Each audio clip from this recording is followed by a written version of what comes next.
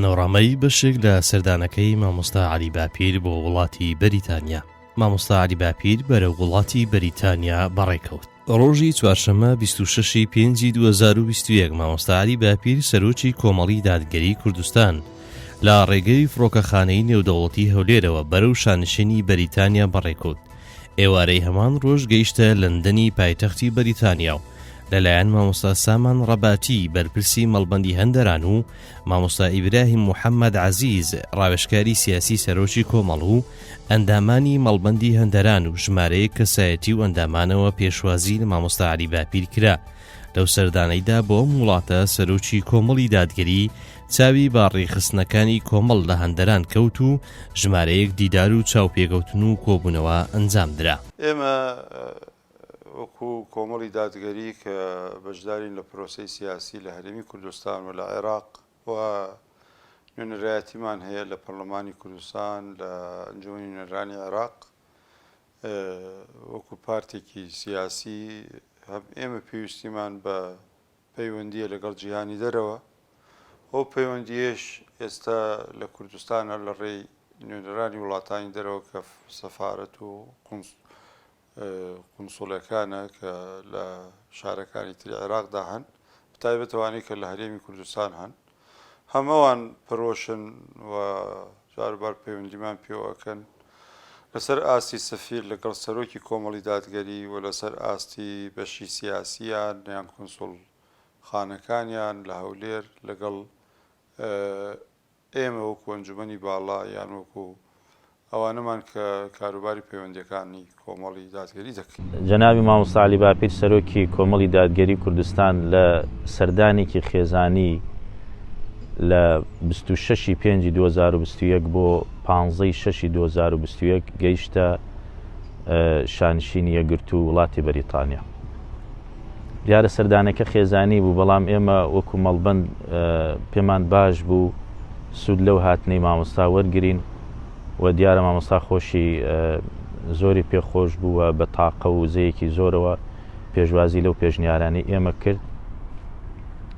دیارەمە دووەم سەردانی بوو لە ساڵی 2006 مامۆستا هاتوۆتە بەریتانیا و هەر لەو ساڵەیە مەڵبەندی هەندەرانێن تەشکیل کردووە. هەر لە چوارچێوەی سەردانەکەی بۆ شانشینی بەریتانیا ڕۆژی هەینی 4 6 2021 مامۆستا عەلی باپیر سەرۆکی کۆمەڵی دادگەری کوردستان لە لەندەنی پایتەختی بەریتانیا سەردانی نوێنەرایەتی حکوومەتی هەرێمی کوردستانیان کرد لەو شارەدا.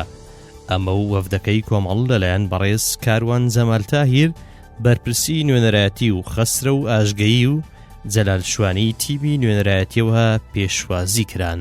دوای ئەوەی کەوا عێراق لەلایەن ئەمریکا و هێزا و پەیمانەکانەوە داگیر کرا تەواجودیان لە عێراقا هەیە و وجودیان هەیە و بۆ خۆیان نوێنەری ئەو وڵاتانە سەفارەتیان کونسوڵخانەیان پەرۆشن کە زانیاری لە هەموو لایەکەوە وەرگرن لەسەر ڕەوشی عێراق و هەرێم بۆیە زۆر جارەوانی شەر پەیوەندی دەکەن سەردان دەکەن و دەمان بینن و کاروباری ئەو کونسوڵخانانە لەگەڵ ئەو حزبە سیاسیانە پرسیارە زیاتر پرسیار و استفسارە لەسەر ئەوەی چی دەگوزارێ و ڕاوبۆچوون و هەڵوێستی حزبەکان لەسەر ڕووداوەکان چییە بەڵێ لە سەر هەر ڕووداوەکەیەتە پێش وانجا جار لەسەر کۆی ڕووداوەکان لە عێراق و داوای چارەسەر تیش لێ دەکەن هەندێک جار گفتوگۆی دەکەن کە لە ڕوانگەی حزبی تۆوە ئایا خوێندنەوەت بۆ ڕووداوەکە چۆنەوە چۆنی هەڵدەسەنگێنی و چیت پێ چارەسەر.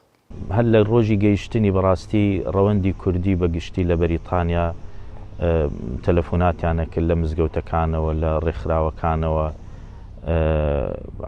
پێیان خۆش بوو کە مامۆستا دیداریان بۆ سازکا لە شارەکانی خۆیان بەڵام بەڕاستی 14 ڕۆژ بۆ سەردانێکی خزمایەتی و عایلەوی و پاشان ئیش و کار و هەندێک کاری و داعوی و بانگەوازی و کۆڕ و سیمینار کاتێکی زۆر زۆر کەمە. ئێمە ویستمان کارێک بکەین بەڕاستی بە ئەو کاتەکەمە زۆرترین چالاکی ئەنجام بدەین و هەوڵ بین دڵی زۆرینە خۆشکەین بە سەردانەکەی مامۆستا. هەر هەمان ڕۆژ لە لەندەنی پایتەختی بەریتانیا مامۆستا عەلی باپیر سەرۆکی کۆمەڵی دادگەری کوردستان ئامادەی کۆبوونەوەیەک بوو کە کاروان زەمال بەرپرسی نوێنەرایەتی حکوومەتی هەرێمی کوردستان بۆ نوێنەری لایەنە کوردستانیەکان سازی کردبوو. کۆمەڵی دادگەری هەر لە پەیڕەوی نێوخۆی خۆیدا کە لە کۆنگرەی دوا کۆنگرەی پەسەندی کردووە ئەنجومەنی باڵە دابەش بوون بەسەر سێ ئەنجومەنە کە ئەنجومەنێکیان پەیوەندیە سیاسیەکانە. ئەمە ئەوش دەگەیەنێ کە کۆمەڵی دادگەری دەوێت و بەرنامەی وایە و جەخت لەوە دەکاتەوە کە ئاسی پەیوەندەکانی لەگەڵ جیهانی دەرەوە بەڵێ زیاتر و باشتر بکە. مامۆستایەکێک لە ئیشەکانی تری کە پێی باش بوو سەردانیکردنی نوێنەرایەتی حکوومەتی هەرێم بوو. ئەم بە سوپاسەوە لێرەوە سوپاسی کاک کاروان جەمال تاهیرەکەن بە پرسی نووسینگەی حکوومەتی هەرێمی کوردستان لە بەریتانیا وەستافە بەڕێزەکان یعنی بە پێشوازێکی جوانەوە و هەر نووسینگەی نوێنەرایەتی کردە شوێنی دیداری حزبە کوردستانەکانیش حزبەکانی باشوور. مامۆستا هەم دیداری یەکەمی لەگەڵ نوێنەرایەتی حکوومەتی هەرێم بوو. کۆمەڵی تەوسیەی گشتی و بیرهێنانەوەی بوو کە ئەوان ڕۆڵێک بگێڕن لە ڕەمزی بۆ یەکڕیزی کوردانی تاراوگە و لە خەمی ئەو کوردانە بن کە لێرن بە دەمیانەوە بچن و دانیشتنیشی لەگەڵ حزبە کوردستانەکان هەر جەختکردنەوە بوو لەسەر یەکڕیزی و یەک هەڵوێستی لە مەسەلە نەتەوایەتیەکان و مامۆستا دیارە هەموو دانیشتنێکیش بەڕاستی فرسەتێک ئەو فرسەتە لە دەست نادات بەوەی کە وەکو بانخوازێک وەکو داعیەک وەکو مصلحێک نەسیحەتی خێری ئەو خەڵکەی کرد لە هەم لە نووسینگەی نوێنەرایەتی هەم حیزبەکان کە هەمیشە خوامان لەبیر بێ و ئێمە میلەتێکی موسڵمانی. هەمان ڕۆژ مامۆستا عەلی باپیر سەرۆکی کۆمەڵی دادگەری کوردستان هاوڕێ لەگەڵ کاروان زەمال بەرپرسی نووسینگەی لەندەنی حکوومەتی هەرێمی کوردستان و مامۆستایان سامان ڕەباتی بەرپرسی مەڵبەندی هەندەرانی کۆمەڵی دادگەری و دکتۆر ئیبراهیم محەممەد عەزیز ڕاوێژکاری سەرۆک بۆ کاروباری سیاسی لەگەڵ دیشتی عێراق و کوردستان لە وەزارەتی دەرەوەی شانشینی یەکگرتووی و کۆبەوە. وەفدەکەی کۆمەڵی دادگەری لەلایەن لۆڕا دێکس بەرپرسی دێشتی عێراق و ئۆلیڤیا مافی بەرپرسی دێشتی کوردستان پێشوازیان لێکرا. سەرەتا سەرۆکی کۆمەڵی دادگەری ڕەوشی سیاسی هەرێمی کوردستان و عێراق و پەیوەندی نێوان لایەنە سیاسیەکانیشی کردەوە. ئاماژەی بە دۆخی نالەبار و ناسەقامگیری سیاسی و ئابووری کرد کە کاریگەری ڕاستەوخۆی لەسەر گوزەرانی هاوڵاتیان داناوە و زۆرێک لە کایەکانی ژیان لە هەرێمی کوردستانی پەخخستووە. لە تەوەرێکی دیکەی کۆبوونەوەکەدا مێژووی کۆمەڵی دادگەری و سەرەتایی دروستبوون و میکانزمی کارکردنی سیاسی و ئامانجەکانی کۆمەڵی دادگەری خرانە ڕوو. لە بەشێکی دیکەی کۆبوونەوەکەدا باز لە هاوکاری سیاسی شانشینی یەکگرتوو بۆ عێراق و هەرێمی کوردستان کرا و کێشەی نێوان عێراق و هەرێمی کوردستان و ئەو کۆسپ و تەگەرانەی دێنە پێش ڕوونکرانەوە. هەر لە کۆبوونەوەکەدا مامۆستا عەلی باپیر داوای پشتیوانی یۆنامی و حکوومەتی بەریتانیای بۆ بەرگرتن لە تەزویر لە هەڵبژاردننی داهاتووی عێراق کرد. بەو پێی خەڵک ئەزمموی بێهیوایی لە هەڵبژاردنەکانی پێشوودا هەیە و ناخوازن دووبارە ببێتەوە. هاوکات باسوخواز لە ئازادی ڕۆژنامەگەری لە عێراق و هەرێمی کوردستان کرا. گفتوگۆی سەرەکی ئەم تەوەرەیە ڕۆژنامەنووسە دەستگیرکراوەکانی بادینان بوو. لەو ڕوەشەوە هەردوو لە نیگەرانی خۆیان نیشاندا لەو ئەنجامەی کەیسی چاڵاکوانانی بادینانی پێگەیشتووە و هیوادار بوونم کەیسە و سەرجەم کەیسە یاساییەکان ڕەوتی ئاسایی و یاسایی خۆیان وەربگرن. لای خۆیەوە لۆڕادێسک بەرپرسی دێشتی عێراق لە وەزارەتی دەرەوەی بەریتانیا خۆشحاڵی خۆی بەو دیدارە نیشاندا و بە دیدارێکی پڕبایەخی وەسف کرد. گوتیشی دانیشتن لەگەڵ بەڕێستان بەرز دەنرخێنم لە ڕابردوودا کۆنسولی بەریتانیا لە هەرێمی کوردستان باسی ئێوە و هەڵوێستەکانتانی بەوردی بۆ کردوم. ناوبرا و تاکیدیشی کردەوە ئەوان چاودێری وردی هەڵبژاردن لە عێراق و هەرێمی کوردستان دەکەن. گوتی ئەنجومەنی ئاسایش بڕیارێکی گرنگی بۆ چاودێری هەڵبژاردن لە عێراق داوە. منیش هاوڕێی ئێوەم کە تەزویر و ساختەکاری لە هەڵبژاردندا شتێکی زۆر خراپە. هاوکات ئەوەشی نەشاردەوە ئازادی ڕۆژنامەگەری دڵی دیموکراسیە و کۆنسولی بەریتانیا لە هەولێر سەرکۆنەیە ئەنجامەی کردووە کە کەیسی چاڵاکانی بادینانی پێگەیشتووە و گوتوشی ئێمەش پێمان سیر بوو بابەتی پەیوەندی ڕۆژنامەوان لەگەڵ کۆنسولەکان بە تاوان هەژمار کراوە. لە کۆتایی دیدارەکەدا لەو ڕادێسک ڕوو لە سەرۆکی کۆمەڵی دادگەری گوتی ئێمە خۆشحاڵین بەڕاو بۆچوون و سەرنجە جوانەکان و سوودی لێوەردەگرین و دەیخینە بەرنامەی کارمانەوە. لە بەشێکی دیکەی کۆبوونەوەکەدا ئۆلیڤیا مافی ئەندامی دیشتی عێراق لە وەزارەتی دەروەی بەریتانیا پرسیاری لە مامۆستا عەلی بابیر کرد دەربارەی هەڵوێستی کۆمەڵی دادگەری سەبارەت بە ڕێکەوتنی بەغدا و هەرێم لەسەر شەنگال. لە وەڵامدا مامۆستا عەلی باپیر زەختی کردەوە لەسەر ڕێزگرتن لە سیادەی کوردستان بەسەر ناوچەکانی ژێردەستی هەرێم و داوای کرد هێزەکانی دیکەی بەشەکانی کوردستان ڕێز لە تایبەتمەندی هەرێمی کوردستان بگرن و لەسەر حیسابی هەرێم خەبات نەکەن. ئەوەندەی کە ئێمە هەوڵی خۆمانمانداوە لەگەڵ هەموو کۆنسوڵخانەکان بە تایبەتەوانەی کە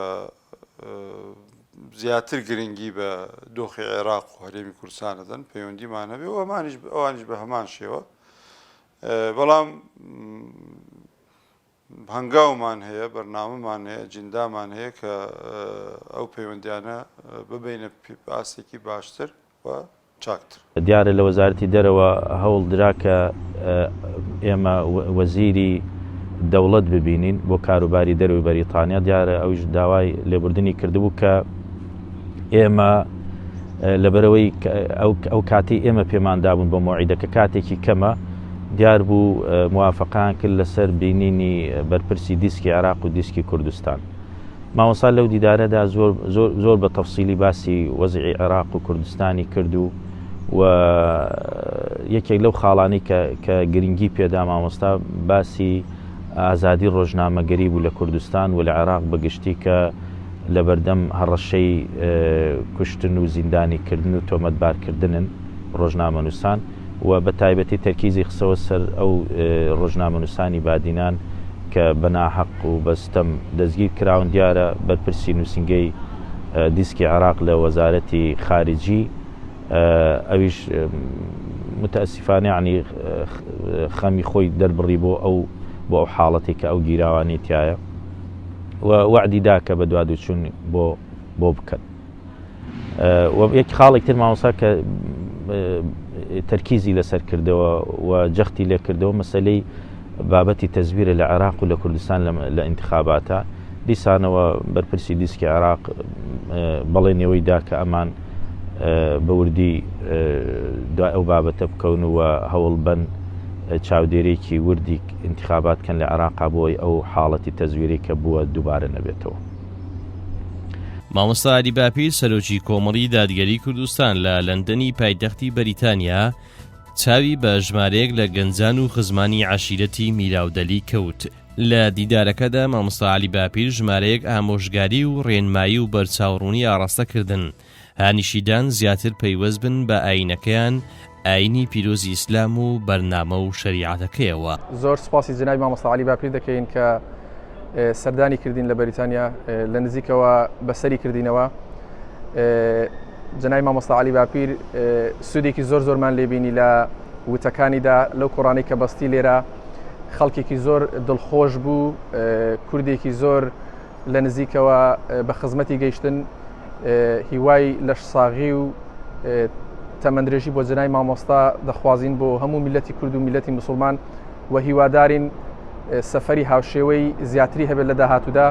لەبەرەوەی بەڕاستی من لە زۆربەی کۆڕ و کۆبوونەوەکاندا لەگەڵ یابووم، خەڵکێکی زۆر ئیسفادەی لێ کرد و خەڵکێکی زۆریش دڵخۆش بوو کە ئاوا لە نزیکەوە لەگەڵ کوردانی تاراوگا پێکگەیشتن. پێشکەشکردنی وتاری هەینی لەلایەن مامۆستا عەلی باپیر سەرۆکی کۆمەڵی دادگەری کوردستان بۆ جالیەی کوردی لە لەندەنی پایتەختی بەریتانیا لە مزگەوتی هانسلۆ لەژێر ناونیشانی مسلمانیەتی ڕاست و دروست چۆنە. لە لەندەنی پایتەختی بەریتانیا ڕۆژی دووشەممە 5/6/2021 مامۆستا عەلی باپیر سەرۆکی کۆمەڵی دادگەری کوردستان پێشوازی کرد لە حازم سامەڕایی خاوەنی دارولحیکمەی لەندەنی و خدر حوسێن ئاغای سورچی لە میانی سەردانەکەیدا بۆ لەندەنی پایتەختی بەریتانیا ڕۆژی دووشەممە 5/6/2021 لە ڕێگەی ئۆنلاینەوە ڕاستەوخۆ مامۆستا عەلی باپیر سەرۆکی کۆمەڵی دادگەری کوردستان بە ئامادەبوونی مامۆستا سامان ڕەباتی بەرپرسی مەڵبەندی هەندەرانی کۆمەڵی دادگەری لەگەڵ ناوەندی ئەسکەندەنافیایی مەڵبەندی هەندەرانی کۆمەڵی دادگەری کۆبووە.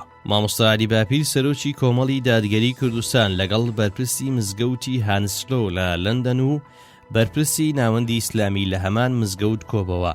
سەرەتا مامۆستا عەلی باپیر وێڕای دەربڕینی خۆشحاڵی بە دیداریان دەستخۆشی لە کار و چاڵەشیەکانی کرد کە وەکو ناوەندێکی ئیسلامی لە مزگەوتی هانسلۆ لە لەندەن بەبێ جیاوازی سەرجەم جالیەی نەتەوەکانی دیکە خزمەت دەکەن.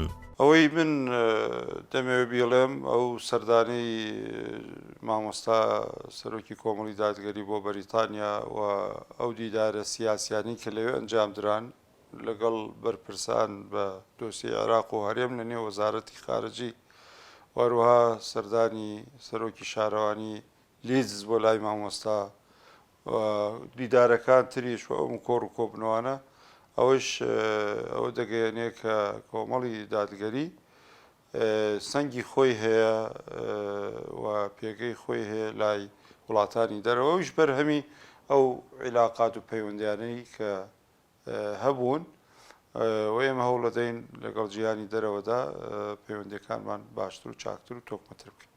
لە شاری مانچستەر لە ڕۆژی چوارشەممە 9/6/2021 لە مزگەوتی شێخ ڕەئوف بەرزنجی مامۆستا عەلی باپیر سەرۆکی کۆمەڵی دادگەری کوردستان دیدارێکی تایبەتی هەبوو لەگەڵ ژمارەیەک ئیمام و بانگەوازکار و ئیدارەی بەشێک لە مزگەوتە کوردیەکان. لە میانەی دیدارەکەدا مامۆستا عەلی باپیر وتەیەکی پێشکەش بە ئامادەبووان کرد لە ژێر ناونیشانی بانگەوازکاران چێن و چۆنن. ڕۆژی چوارشەممە 9/6/2021 لە مزگەوتی شێخ ڕەئوف بەرزنجی مامۆستا عەلی باپیر سەرۆکی کۆمەڵی دادگەری کوردستان کۆڕێکی گشتی بۆ جالیەی کوردی لە مانچستەر ڕێخست. لە درێژەی بەستنی کۆڕ و کۆبوونەوەکانی مامۆستا عەلی باپیر سەرۆکی کۆمەڵی دادگەری کوردستان لەگەڵ جالیەی کوردی لە شارەکانی ئەم وڵاتە ڕۆژی پێنجشەممە 10/6/2021 لە شاری وڵڤەرهامتن لە مزگەوتی ڕووناچی کۆڕێک بۆ مامۆستا عەلی باپیر ڕێکخرا. مامۆستا جەختی زۆر لە دوسێ خاڵ ئەکردەوە بەڕاستی کە لە کۆڕ و کۆبوونەوەکان یەکەمیان بەو خەڵکەی ئێوەمانەوەی ئێوە لە وڵاتانە حاڵەتێکی نائاساییە، یعنی حاڵەتی ئاسایی ئەوەیە کە ئەگەر وڵات مستەقر بێ، ئەگەر وڵات کێشە و پێشەی نەبێ، خەڵک لە وڵاتی خۆی بژی بەم حاڵشەوە هێشتا ئێوە هەوڵ بن تا ئەتوانن بگەڕنەوە نیشتیمانی خۆتان، ئەگەر ناشتوانن ئەوە لێرە ئیلتیزامتان بە مزگەوتەوە، پابەندیتان بە دینەوە، هاوکاریکردنی یەکتری، ئاگابوون لە یەکتری و دروستکردنی سنتەر و ڕێکخراوی ئاینی بۆ ئەوەی مناڵەکانتان پەروەردە بکەن لەسەر خوڕەوشت و ئاکاری جوانی دینداری و کردەواری و زۆر جەختی ئەکردەوە لەوەی کە مناڵەکانتان بە فێری زمانی کوردی بن. ئازایەتی ئەوە نییە کە زمان نەزانن زمانی دایکیان، بەڵکو ئازایەتیەوە ئەو مناڵە چەند زمانێک بزانێت کە یەکێک لەوانە زمانی دایکە. لە شاری بێرمینگهام و لە مزگەوتی ڕووناچی کۆڕێک بۆ مامۆستا عەلی باپیر سەرۆکی کۆمەڵی دادگەری ڕێکخرا و وتارێکی پێشکەش کرد بە ناونیشانی ئەرکە گرنگەکانی کوردانی تاراوگە. لە شاری لیدز لە مزگەوتی لینکن گرین وتاری هەینی بە ناونیشانی حیکمەتی نێردرانی پێغەمبەر موحەممەد صلی الله عليه وسلم بە هیدایەت و ئاین و دینی حەقەوە پێشکەشی کوردانی ئەو شارە کرد. ڕۆژی شەممە 12/6/2021 مامۆستا عەلی باپیر سەرۆکی کۆمەڵی دادگەری کوردستان هاوڕێ لەگەڵ مامۆستایان سامان ڕەباتی بەرپرسی مەڵبەندی هەندەرانی کۆمەڵی دادگەری و ئیبراهیم محەممەد عەزیز ڕاوێژکاری سەرۆک گەیشتە شاری براتفۆرد و لە مزگەوتی سەلاحەددین چاوی بە ژمارەیە کوردی ئەو شارەکەوت و کۆڕێکی ئەنجامدا بۆ دانیشتوانی شارەکە. لە میانەی دیدارەکەدا مامۆستا عەلی باپیر وتەیەکی پێشکەشی ئامادەبووان کرد بە ناونیشانی هاوسەنجی زەقترین نیشانەی موسڵمانێتیە. لە میانی سەردانەکەیدا بۆ شاری لیدز ڕۆژی هەینی 11/6/2021 لە بەریتانیا مامۆستا عەلی باپیر سەرۆکی کۆمەڵی دادگەری کوردستان پێشوازی لە ئەسغەر خان سەرۆکی شارەوانی شاری لیدز کرد. لەو دیدارەدا کە مامۆستایان سامان ڕەباتی بەرپرسی مەڵبەندی هەندەرانی کۆمەڵی دادگەری و ئیبراهیم محەممەد عەزیز ڕاوێژکاری سەرۆک ئامادەی بوون، سەرۆکی شارەوانی لیدز وێڕای دەربڕینی خۆشحاڵی بە دیداری سەرۆکی کۆمەڵی دادگەری ڕایگەاند. خۆشحاڵ دەبووم کە من لە سەرۆکایەتی شارەوانی ئۆفیسی تایبەتی خۆم پێشوازیم لە جەنابەت بکردایە و ئەم دیدارەمان لەگەڵ بەڕێزت ئەنجام بدایە، بەڵام بەهۆی سەرقاڵی و کەمی کاتی مامۆستا عەلی باپیر بە پێویستم زانی لە مزگەوتی لینکن گرین سەردانت بکەم. هەروە سەرۆکی شارەوانی لیدز گوتیشی بۆ من جێگای فەخر و شانازیە کە بە دیداری شێخی گەورە شاد بووم و داوای کرد کە جاری داهاتوو لە سەردانی مامۆستا عەلی باپیر بۆ بەریتانیا و شاری لیدز سەردانی ئۆفیسی تایبەتی و سەرۆکایەتی شارەوانی بکات. لە ئاتەوەرێکی تردا سەرۆکی شارەوانی سوپاسی موسڵمانانی کوردی شاری لیدزی گەیاندە مامۆستا عەلی باپیر کە لە هەڵبژاردنەکاندا پشتگیر و دەنگدەری ئەو بوون و بۆ سەرخستنی بۆ ئەم پۆستە گوتی ئەگەر پشتگیری ئەوان نەبوایە من ئێستا لەو پۆستەدا نەدەبووم. لەلایەن خۆشیەوە مامۆستا عەلی باپیر وێڕای نیشاندان و دەربڕینی خۆشحاڵی بەسەرکەوتنیان وەک سەرۆکی شارەوانی گوتی دیارە ماندووبوون و بەخەمەوەبوونی بەڕێستان وای کردووە کە ئەو ئەنجامە بەدەست بهێنی و هانیشیدا کە زیاتر و باشتر ئەرچی خۆی بەجێبێنی بەرامبەر بە هاوڵاتیان و خزمەتکردنیان بەبێ جیاوازی. هاوکات مامۆستا عەلی باپیر ئەوەشی خستە ڕوو کە زۆر خۆشحاڵە ڕۆژ بە ڕۆژ موسڵمانان دەتوانن پۆستی باڵاوەر بگرن و بتوانن نوێنەری ڕاستەقینەی خەڵک بن. ئەمە و چەند تەوەرێکی تر باس و خواسی لەسەر کرا و مامۆستا عەلی باپیر پێی ڕاگەیاند لە جاری داهاتوو بۆ سەردانی بەریتانیا و شاری لیدز سەردانی دەکات لە ئۆفیسی تایبەتی خۆی و بە خۆشحاڵیەوە دیداری لەگەڵ ساز دەکات. دیارە مامۆستا لە سەردانەکەی بۆ شاری لیدز لەوێ وتاری جمعەی هەبوو، برانیێ پێشنیاریان کرد کە ئێمە با دیدارێکی بۆ سازکەین لەگەڵ سەرۆکی شارەوانی لیدز، یعنی شارەوانەکان لێرە ڕۆڵی پارێزگار ئەبینن. کەسێکی موسڵمانە لە حیزبی محافظینە، دیارە ئەویش هاتە مزگەوت لە ئۆفیسی مزگەوتەکە لەوێ چای بە مامۆستا کەوت و زۆر شاد بوو بە دیداری مامۆستاوە. وعدی لێ وەرگر کە ئەگەر ئەم جارە بێتەوە مامۆستا بۆ بەریتانیا ئەبێ بێتە ئۆفیسەکەی لە سەرۆکایەتی شارەوانی لیدز. ئەو مامۆستاژ وتی ئینشاڵڵا هاتینەوە بگونجێ بە تاکید ئێمە دێنە لای جەنابتان. ئەوەی کە من تێبینیم کرد لەم سەردانەی مامۆستا بەڕاستی وەکو سەرۆکی حیزبێک دەرنە ئەکەوت، وەکو بانخوازێک بۆ میلەتەکەی کە حەز بە بەرژەوەندی هەموو تاکێکی ئەو میلەتە بکە، هەر ئینتیمایەکی سیاسیە بێ. بۆیە زۆر جار لە دانیشتنە تایبەتەکان و گشتەکانیشە ئەیوت با ئینتیمای سیاسی کاریگەری نەبێت لەسەر پەیوەندی دروستکردن لەگەڵ خەڵکانی دەوروبەری خۆتان، واتە ئینسانێکی بەڕەحم بن بە بەزەی بن لەگەڵ ئەو خەڵکانە، قەناعەتتان وا بێ ئێوە نورێکتان پێ هیدایەتێکتان پێیە کە ڕێگەی خەڵکی پێ ڕۆشنکەنەوە و یارمەتی ئەو خەڵکانە بن لە هەر ئاریشە و مەشاکلێکی کۆمەڵایەتی هەر بوارێک نەفسی تێدا ئێوە دەستی بگرن و هاوکاری بن و یارمەتی بن. ڕۆژی دووشەممە 4 شەشی 2021 مامۆستا عەلی باپیر سەرۆکی کۆمەڵی دادگەری کوردستان گەیشتە شاری پۆرتسموث لە مزگەوتی نور، چاوی بە ژمارەی کوردیە و شارەکەوت و کۆڕێکی بۆ دانیشتوانی شارەکە ئەنجامدا.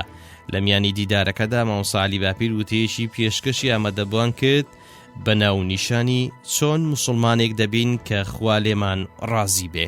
ڕۆژی سێشەممە 15 شەشی 2021 مامۆستا عەلی باپیر سەرۆکی کۆمەڵی دادگەری کوردستان لە شاری لەندەن سەردانی ناوەندی ڕۆشنبیری ئیسلامی لەو شارەدا کرد کە لە ناو مزگەوتی ناوەندی لەندەندا کارەکانیان بەڕێوە دەبن. لەلایەن دکتۆر ئەحمەد ئەدووبیانی بەڕێوەبەری گشتی ناوەندەکە بە گەرمی پێشوازی لە سەرۆکی کۆمەڵ کراو.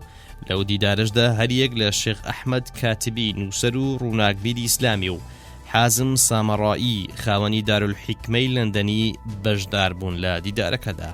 لە دوا وێزگەی کار و چاڵەچیەکانیدا و لە میانەی سەردانەکەیدا بۆ وڵاتی شانشینی بەریتانیا ڕۆژی سێشەممە 15 شەشی 2021 مامۆستا عەلی باپیر سەرۆکی کۆمەڵی دادگەری کوردستان بە ئامادەبوونی مامۆستا سامان ڕەباتی بەرپرسی مەڵبەند لەگەڵ ستافی مەڵبەندی هەندەرانی کۆمەڵی دادگەری کۆبەوە.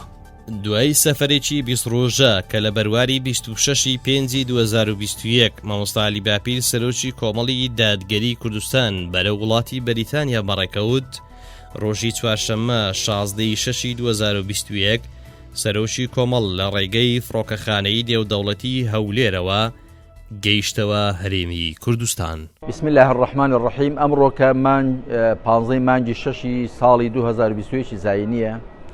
سوپاس و ستایش بۆ خوا دوای سەفەرێکی 20 ڕۆژە بۆ وڵاتی بەریتانیا چاومان کەوت بە ژمارەیەکی زۆر لە برا و خوشکانی بەڕێز و سەردانی چەند شارێکمان کرد و چەند کۆڕێکمان بەس چەند وتارێکماندا. ئەوەی کە لە کۆتایی سەفەرەکەمدا دەمەوێت بیڵێم ئەوەی کە پڕ بەدڵ سوپاس و پێزانین دەردەبڕم بۆ هەموو ئەو برا خوشکانە ئەو ماڵانە ئەو دڵسۆزانەی کە پێشوازیان لێ ئێمە کرد، چێکە سەردانی ماڵەکانیمان کرد، چێکە لە کۆڕ و کۆبنەوەکانماندا بەشدار بوون، چێکە لە ڕێی پەیوەندی تەلەفۆنیەوە یەکدیمان بەسەر کردەوە. زۆر زۆر سوپاسی هەموو لایەکیان دەکەم. لە خوای پەروەردگار داواکارم تەوفیقیامدا هەتا لێرەن حەقی لێرە بوون بدەن، هەم بەنسبەت خۆیانەوە، هەم بەنسبەت ماڵ و منداڵیانەوە، بەنسبەت دەوروبەریانەوە لە خۆیان وریابن و لێرەبوونیان وەکو هەلێکی زێڕین بەکاربێنن بۆ زیاتر خۆ دەوڵەمەندکردن لە ڕووی زانستەوە، لە ڕووی فێربوونی زمانەوە، لە ڕووی شارەزاتربوونەوە، وەرگرتنی ئەزمموی سەرکەوتوی ئەم وڵاتانە لە بواری ئیدارە و بەڕێوەبردندا. ئەو شتە باشانی کە لەم وڵاتە هەن وەکو چۆن هەنگ شیلەی گوڵان دەمژێ، ئەوانیش شتە باشەکانی ئەم وڵاتە وەربگرن و خۆشیان بپارێزن لە کەوتنە ژێر کاریگەری شتە نەرێنی و خراپەکانیان. دووبارە سوپاس و ڕێز و پێزانینم بۆ هەموو برا خوشکانی بەڕێز هەیە کە لە بەریتانیا نیشتەجێن. خوا لوتف و کەڕەمی خۆی سەربەرزیان کا، بەختەوەریان کا، ڕاوەستا و دامەزراویان کا لەسەر ڕاستەشەقامی خۆی. مامۆستا عەلی باپیر کەسایەتێکی زۆر گەورە و بەناوبانگ، زۆر خۆشحاڵین بەبینین و بەناسینی لە پێشەوە لەگەڵ خێزانیان شکریەخان زۆر خۆشحاڵ بووین، هەموو لە پێشەوە ناسیمانن. بەڕاستی مامۆستا کەسایەتیە کە هەتاوەکو لەگەڵی دانیشیت و گوێ لە قسە جوانەکانی بگری کەمە ئەوسا بۆ دەرەکەوێت لە نزیکەوە کە ئەم کەسایەتیە چەند بەڕێزە، چەند مبارەک و ڕەحمەتە بۆ ئەو میلەتی خۆمان. خۆشحاڵ بووین بە هاتنیان و ئیشەڵڵا سەفەرێکی سەلامەتەکەنەوە و بە خێر و خۆشی بگەڕێنەوە ناو ماڵ و مناڵی خۆیان و پێشەشی بە خێراتندا دەگەم خوازای خێرتامەتەوە. بەعقەت خۆم ئیمڕۆ خۆم بە دڵتەنگ ئەزانم بە ڕۆشنەوەی مامۆستا عەلی باپیر، چونکە ئەو پیاوە بەعقەت لەقەبی پیاوی مەردی پڕ بە پڕ خۆیەتی لەبەرەوەی مامۆستا عەلی باپیر هەتا لە نزیکەوە لەگەڵیان نەبی نازانێت چی نیعمەتێک و چی بەرەکەتێکە بۆ ئومەتە، نەک بۆ کۆمەڵی ئیسلامی بەڵکو بۆ ئومەتی کورد، بۆ ئومەتی ئیسلام بەعامەتەن، چونکە هەموو جایی مامۆستا پڕە لە خێر و لە بەرەکەت. خۆشحاڵ بووین ببینینی مامۆستا و هەم دیسان دڵتەنگ بووین بە ڕۆشنەوەی مامۆستا. داواکانی لەخوای گەورە مامۆستا بە سەلامەتی و بەبێوەی بگاتەوە شوێنی خۆی و مۆفەق بێ و بیکاتە فریار ڕەزێ بۆ میلەتی کورد ئینشاءالله تەعالا. و داواکارم لە میلەتی کوردیش کە مامۆستا و هەلی ئیشی مامۆستا بە هەل بزانن، چونکە بەعقەت ئەمە نیعمەتی خوایە و دراوە بۆ میلەتە. خوای گەورە تەمەندرێژی کا و مۆفەق بێ و ئێمە وەکو برایانە وەکو خوشکانە کە لە خزمەتیا بووین ئەم چەند ڕۆژە زۆر خۆشحاڵ بووین و ئاواتمانەوە بوو کە مامۆستا زۆر بمێنێتەوە. کورا زۆر شتێکم بوو کە بیکەین، بەڵام ئێتر قەدەری خوا هەروە بوو ئەوە نەفریاکەوتین. بۆیە من بە خێراتی مامۆستاکەم و وەخوای گەورە داواکەم لە خوای گەورە بە مامۆستا بە سەلامەتی و بە بێوی بگاتەوە شوێنی خۆی و مۆفەق بن هەموو لایەک. سەلام عەلەیکوم.